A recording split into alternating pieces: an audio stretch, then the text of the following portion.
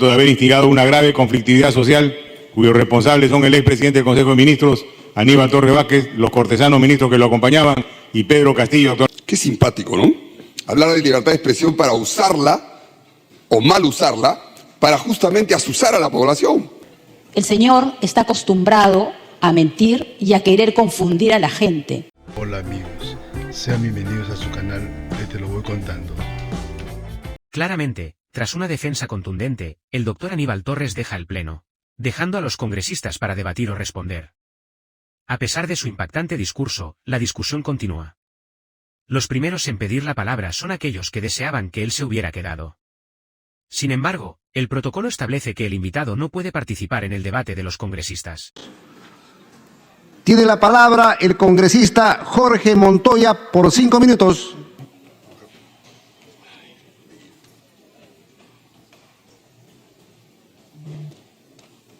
Buenas tardes, señor presidente. Por su intermedio, saludo a la delegación nacional. El 16 de agosto del 2022 formulé la denuncia constitucional ante la Subcomisión de Acusaciones Constitucionales contra el acusado Aníbal Torres Vázquez, cuando en ese momento el denunciado era un poderoso presidente del Consejo de Ministros, político altamente confrontacional con el Congreso de la República, presentando cuestiones de confianza desafiante y irrespetuoso, buscando provocar permanentemente la censura de su gabinete con el propósito de llegar a una disolución del Congreso de la República. Mi denuncia contra Aníbal Torres Vázquez se hizo en ese momento por el comportamiento obsceno y de permanente abuso de poder, altamente antidemocrático y subversivo, contrario a la Constitución, incurriendo en ilícitos penales, valiéndose de los recursos del Estado y del poder que detentaba con la complicidad del expresidente golpista y hoy preso Pedro Castillo Terrones, ambos cómplices de estos actos lesivos contra nuestra patria. La denuncia constitucional 290 se fundamenta en las infracciones constitucionales, los artículos 38, 45 y 125 de la Constitución, por haber realizado de manera inconstitucional e ilegal lo denominado Consejo de Ministros descentralizados, de manera incompatible con los artículos 15 y 16 de la Ley Orgánica del Poder Ejecutivo número 29158, habiéndose realizado 19 de estas reuniones, sin contemplar las solemnidades y exigencias legales para su realización, habiendo derivado en reuniones de carácter político partidario, sin actas que sustenten su realización y totalmente contrarias al orden constitucional legal y vigente. Es importante señalar que al revisar las actas de estas reuniones nos dimos con la sorpresa que todas tienen el mismo formato y que, por ejemplo, las correspondientes a las actas de Cajamarca, Ancash y Arequipa, únicamente se ha cambiado el lugar de realización, teniendo idéntico contenido. También se realizaron estos pseudos consejos de ministros descentralizados, discursos ajenos a las funciones y atribuciones propias del Consejo de Ministros, llegando a convertirse en espacios de articulación de arenga política, donde se buscó soliviantar a las poblaciones más vulnerables, jugando con sus necesidades históricas y reivindicaciones, sirviendo de escenario para organizar marchas y protestas contra el Congreso de la República, el quiebre del sistema democrático y fomentando el odio entre peruanos. Producido el golpe de Estado del 7 de diciembre del 2022, toda esta prédica violenta que se había regado y articulado por todo el país a través de los consejos de ministros descentralizados, en especial en el sur andino, dio sus frutos, traducidos en las violentas sazonadas y supuestas tomas de Lima que dieron lugar a las constantes manifestaciones violentas, ataques a los locales públicos y privados, el incendio y toma de campamentos mineros, parálisis de la economía local y, lo más grave, la muerte de inocentes ciudadanos, policías y miembros de las Fuerzas Armadas, producto de haber instigado una grave conflictividad social, cuyos responsables son el expresidente del Consejo de Ministros, Aníbal Torres Vázquez, los cortesanos ministros que lo acompañaban y Pedro Castillo, actualmente preso en la DINOE por acción de la justicia. Aquí es donde mencioné que para sacar al presidente Castillo del gobierno iban a correr ríos de sangre, y sucedió, porque era obvio que iba a pasar eso por la forma y el discurso de odio que generaba Aníbal Torres Vázquez. Ellos son los verdaderos responsables de la decena de muertes por los actos de terrorismo y violencia en la que se incurrieron, la destrucción de la propiedad pública y privada y los millones de soles que ha costado a nuestra economía haber paralizado el país y su medio de producción durante casi 4 meses, viéndose seriamente restringido el transporte aéreo, terrestre y fluvial, cuyos efectos hoy se vislumbran en la economía nacional con la recesión y la caída del crecimiento del Producto Bruto Interno. Es momento que este cuestionado personaje responda ante la justicia por el daño infligido al país y por el dispendio de los recursos del Estado. Gracias, señor presidente. Gracias, congresista. Tiene el uso de la palabra el congresista Cueto Acerbi. 3 minutos. Muchas gracias, señor presidente. La verdad es que me he quedado impresionado, ¿no? Creo que el señor Aníbal Torres ha venido nuevamente a seguir con sus discursos, el asusamiento de la población. Creo que estaba en una tribuna, no parece que estuviera enfermo para nada y que por eso está acá y no en y no en prisión preventiva como debería estar. Habló de la libertad de expresión. Qué simpático, ¿no? Hablar de libertad de expresión para usarla o mal usarla para justamente azuzar a la población. Eso es lo que han estado haciendo durante meses, levantando a la población, incitando a lo que después, en un plan totalmente premeditado y forzado al no tener la certeza de que iba a ser vacado el golpista Castillo, generaba y generaron todos los desmanes que vinieron, que no fueron, como él ha mencionado, ¿no? Que decía la gente que se levanten marchas pacíficas. Bienvenidas las marchas pacíficas, no lo que generaron. Y él es un directo responsable de lo que ha pasado acá. Tiene la sinvergüenzía de hablar de que una persona u otra hablaban de sangre, cuando fue el primero, al menos que yo recuerde, que un programa dijo de si pasaba algo con el señor Castillo, según él, entre comillas, lo voy a poner, legítimamente elegido, iban a correr ríos de sangre. Hoy ya no nos acordamos. ¿Quién fue el promotor de todo esto? Él.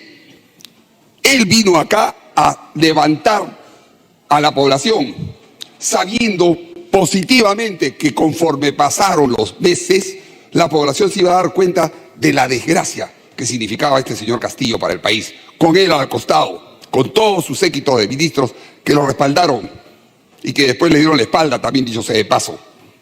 Entonces, no puede venir a hablarnos acá de falta de cariño y a darnos una clase que espero que los abogados que están acá lo refuten, de que si el nombre no es Consejo de Ministros, es Consejo Descentralizado. No importa, los hechos son los que hablan. Y lo que ha hecho este señor ha sido levantar o tratar de levantar al país en contra del resto, de la gran mayoría, porque así pasó, que no votó por este señor, menos por él, que fue puesto a dedo. Entonces no nos venga acá a hablar de falta de cariño al Perú. Él y su séquito nunca amaron al país. Que vengan a hablar de temas relacionados a que la ley dice tal cosa o a nombrar a una serie de personajes, que está bien para la cátedra, me parece bien y debe ser un muy buen profesor. Pero como político, como un PCM que debió buscar que el país se una, lo único que logró, y usando su palabra, no. Gracias, congresista. Tiene el uso de la palabra la congresista Marta Moyano por 5 minutos. Gracias, presidente. Presidente, el señor, ya me había olvidado cómo el señor Aníbal Torres usaba cámaras y micrófonos para confundir y mentir. Lo peor de todo, mentir. Señor presidente, por supuesto que convocaban a sesiones de ministros descentralizados. Acá están las fotos. Y si ustedes hubieran visto bien el video, atrás decía sesión de Consejo de Ministros Descentralizados Huánuco. Varias fotos de estas de varias sesiones de Consejo de Ministros. Si uno entra a la página web, dice acta de los Consejos de Ministros Descentralizados, pero si usted la busca las actas no va a encontrar. No nos encontramos, señor presidente, pero dice actas de Consejo de Ministros Descentralizados. Por lo tanto, ellos implementaron sesiones de Consejo de Ministros Descentralizados. Lo que acaba de hablar el señor, el ex premier, que miente, se refiere a un reglamento del Consejo de Coordinación Intergubernamental que es totalmente diferente a lo que hacían. El artículo 5 de este CCI dice: son funciones del CCI en el ámbito del proceso de descentralización las siguientes: promover el diálogo e implementar coordinaciones entre 3 niveles de gobierno. Pregunto, en esas sesiones, ¿cuántos alcaldes habían? ¿Cuántos gobernadores? ¿Cuál fue el acuerdo que tomaban? ¿Cuándo presentaban informe al Congreso? ¿Por qué todo eso dice esto? Sobre los acuerdos que tomaban con los otros niveles de gobierno, señor presidente. El señor está acostumbrado a mentir y a querer confundir a la gente. Y otra cosa, señor presidente, él era el premier, el que dirige el Consejo de Ministros, el que también se hace responsable de los delitos o faltas que comete el presidente. El premier en Palacio de Gobierno convocaba a sus militantes o a quienes fueran ahí a que cada uno traiga 50 personas para hacer arrodillar a los golpistas. ¿Y a quiénes llamaba el golpista? ¿No era el Congreso? ¿Vulneró con eso o no el artículo 45 y 38 de la Constitución? ¿Vulneró o no en esas sesiones que parecían más bien mítines, porque no eran sesiones descentralizadas, no estaban los ministros ahí, no tomaban acuerdos según el artículo 125 de la Constitución? Porque los acuerdos de los consejos de ministros son aprobar proyectos de ley a propuesta del presidente de la República, entre otros. Pero nada de lo que hacían ahí está contemplado en el artículo 125, señor presidente. Y entonces da pena, y lo digo así, que una persona como el señor Aníbal Torres haya dirigido en algún momento el Consejo de Ministros y a los ministros a quien además ha tenido que jalar una responsabilidad que han cometido ellos. Eso apena, señor presidente. Y apena que venga ahora en su defensa cuando aún no quiso venir en la comisión permanente y ahora vino a hacer su famoso show porque de eso él está acostumbrado. Felizmente, señor presidente, ya no está, ya no va a seguir haciendo daño con sus mensajes equívocos, con sus errores y además con la desfachatez con la que quiere defenderse, acusando a otros sin tener la capacidad de defenderse y hacer el análisis sobre lo que le están acusando. ¿Saben por qué, señor presidente? Porque no puede defenderse. Porque él sabe muy bien, y es abogado, sabe muy bien que cometió el ilícito, la violación a la Constitución, a la que él está obligado a respetar y a defender incluso, y hacerlo respetar. Esa era su función, como la es de nosotros, señor presidente. Yo hasta aquí me quedo, señor presidente, y por supuesto con la vida de mi bancada en algún momento voy a poder seguir opinando, pero les digo, señor presidente, no se confundan. Esto es otra cosa lo que él leyó, que no han hecho y que no hay informe aquí en el Congreso. Pregunto, ¿cuántas veces informaron sobre los CCIs acá al Congreso? No. Es más, hasta esto mismo vulneraron, pero no por esto se le está acusando. Se le está acusando por otra cosa, señor presidente. Gracias. Gracias, congresista.